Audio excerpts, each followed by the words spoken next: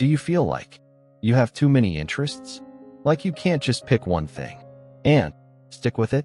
While everyone around you seems to have found their one passion, you're jumping from coding to photography to writing to business. And society keeps telling you to specialize. Pick one lane. Become an expert in just one thing. But what if I told you that having multiple interests isn't a weakness? What if it's actually your superpower? In the modern world, welcome to the concept of the M-shaped person. And if you've been called a jack of all trades, master of none, this video will change how you see yourself, because the future belongs to people like you. First, let's talk about what the world has been telling us for decades. The T-shaped skill model. Imagine the letter T. The vertical line represents deep expertise in one specific field. The horizontal line represents broad knowledge across multiple areas, but only surface level. This was the ideal worker. In the 20th century, an accountant who knew accounting deeply, plus a little about business. A doctor who specialized in cardiology with some general medical knowledge. This model worked perfectly in the industrial age when jobs were stable and predictable. Companies needed specialists who could do one thing exceptionally well, over and over. Your career path was simple. Pick a major in college, get a job in that field, retire 40 years later. But then something happened. The internet arrived. Technology exploded. Industries started changing every few years instead of every few decades. The skills you learned in college became outdated before you even graduated. Jobs that existed for 100 years disappeared overnight. New careers that didn't exist 5 years ago became the norm. And suddenly, being a specialist in just one narrow field became risky. Because what happens when that industry gets automated, or disrupted by AI, or becomes obsolete? You're stuck. Your entire identity and career built on one foundation that just cracked. This is where the T-shaped model started showing its limitations. We needed something more adaptable, more resilient, more human. And that's where some people started talking about being pie-shaped, having two deep areas of expertise. Better than T-shaped, but still limiting. Because why stop at two? The world kept changing faster, and a new model emerged. The M-shaped person. And this is where things get interesting. The M-shaped skill model is simple, but powerful. Imagine the letter M. Each vertical line represents a different area where you have deep expertise, not just surface knowledge, but real mastery. And the connecting lines? Those represent your ability to combine these different fields in unique ways. Let me give you a real example. Steve Jobs. He wasn't just a technologist. He had deep knowledge in technology, yes, but also in design, in calligraphy, in business, in storytelling. And it was the combination of these fields that created the iPhone. The technology existed before. The design principles existed, but nobody had combined them like he did. Or look at Elon Musk. Physics, engineering, business, manufacturing, marketing, software. He's not just good at one thing. He has multiple deep areas of knowledge that he combines to solve problems nobody else can. Or content creators like Abdaal. Medicine, productivity, video production, business, teaching. His success doesn't come from being the world's best doctor or the world's best video editor. It comes from being one of the few people who understands medicine and content creation and business at a deep level. This is the M-shaped advantage. You occupy a space that almost nobody else does. There are thousands of great designers, thousands of great coders. But how many great designers who also deeply understand AI and psychology? Suddenly, you're not competing with thousands. You're competing with dozens, or even just a handful. This is what Tim Urban calls finding your unique life category. It's what David Epstein in his book Range calls being a match quality finder, someone who tries many things to find their unique combination. And it's what the job market increasingly rewards. Because here's the thing about the modern world. The easy problems are being solved by AI and automation. What's left are the complex, interdisciplinary problems. Climate change isn't just a science problem. It's science plus economics plus politics plus engineering plus human psychology. Healthcare innovation isn't just medicine.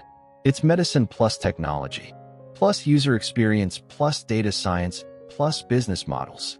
These problems need M-shaped people. People who can speak multiple languages of different disciplines. And the future belongs to problem solvers, not just specialists. Now, if you're watching this and thinking, but I've always been told I need to focus, I get it. Society has conditioned us to see breadth of interests as a problem, as lack of commitment, as being scattered. There's even a term for it, multipotentialite, someone with many interests and creative pursuits. And for the longest time, this was seen as a weakness in professional settings. Jack of all trades, master of none. That phrase haunts people like us. But here's what most people don't know. The full phrase is actually Jack of all trades, master of none, but oftentimes better than master of one. That completely changes the meaning, doesn't it?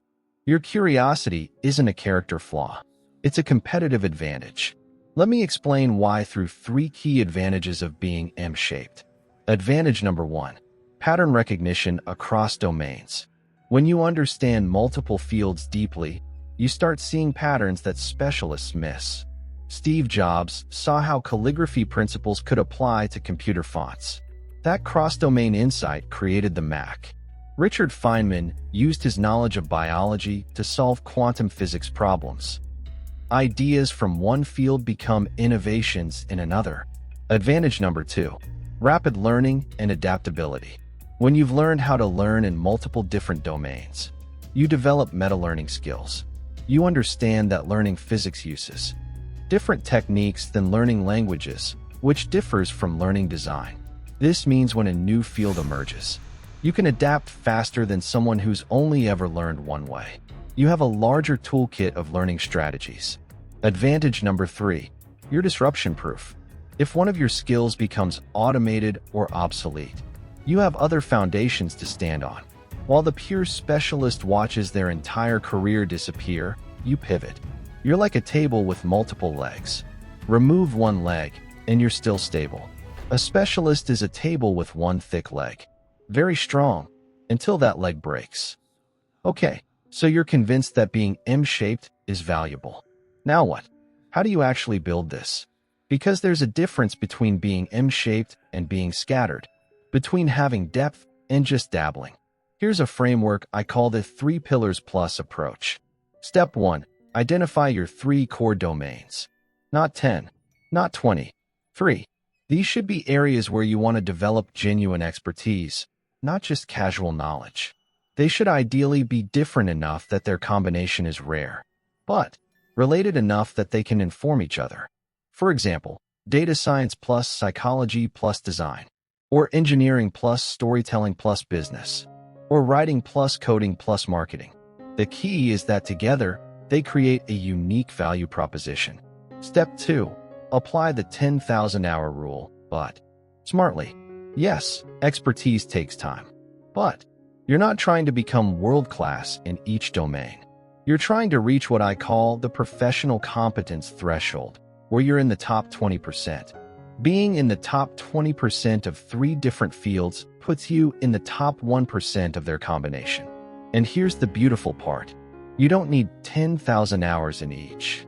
5,000 focused hours can get you there. That's about 2 years of dedicated learning per domain if you treat it seriously. 6 years total to build an M-shape that makes you invaluable in the marketplace. Compare that to the traditional path. 4 years of college, 2 years of masters, decades climbing one corporate ladder. Step 3, build in public and create intersections. Don't keep your diverse knowledge separate. Actively look for ways to combine them. If you're learning design and psychology, create content about psychological principles in design. If you know coding and teaching, build educational tools. If you understand finance and content creation, teach people about money through engaging videos. These intersections are where your unique value lives. This is where you become irreplaceable. Step 4. Develop what I call translation skills. The ability to explain technical concepts to non-technical people, business ideas to creatives, scientific findings to marketers. This is actually where most of your value comes from as an M-shaped person. You become the bridge between different departments, industries, and ways of thinking. And in a world that's increasingly specialized, bridges are more valuable than ever. Step 5. Build a portfolio, not a resume. Traditional resumes are designed for specialists. One job title, linear progression. Your career won't look like that. And that's a feature, not a bug. Instead, create a portfolio that showcases your range. Projects that demonstrate each pillar of your M. And most importantly, projects that show how you combine them in unique ways. Now, let's talk about what not to do. Because the path to becoming M-shaped has some traps. Pitfall number 1, shiny object syndrome. Jumping from interest to interest without ever going deep. This is the difference between being M-shaped and being a dabbler. Dabblers try everything but master nothing. M-shaped people choose their domains strategically and commit. Ask yourself, am I exploring to find my 3 pillars? Or am I avoiding the hard work of mastery? Exploration is necessary, but at some point, you need to commit and dig deep. Pitfall number 2, analysis paralysis. Spending so much time planning your M-shape that you never actually build it. The perfect combination of skills doesn't exist. There's no optimal M-shape waiting to be discovered. You build your M through action, not planning. Pick 3 areas that genuinely interest you and start. You can always adjust as you learn more about yourself and the market. Pitfall number 3, neglecting the fundamentals. In your excitement to combine fields, don't skip the boring foundational work in each domain. You can't combine expertise you don't have. Before you can innovate at intersections, you need solid ground in each area. Do the 10,000 hours. Read the textbooks. Build the projects. Make the mistakes. Pitfall number 4, trying to monetize too early. Yes, your M-shape will eventually create unique value in the marketplace, but skills take time to develop. Let's zoom out and look at why this matters now more than ever. We're entering what some economists call the great reshuffle of work. AI is automating specialized tasks faster than most people realize. Radiologists, paralegals, junior developers, financial analysts, roles that require deep specialization are being compressed by algorithms. But you know what AI struggles with? Connecting disparate ideas, understanding context across domains, creative synthesis. These are inherently human, M-shaped capabilities. The jobs that will remain and thrive are those that require combining knowledge from multiple domains in creative ways. Product managers who understand tech and user psychology in business.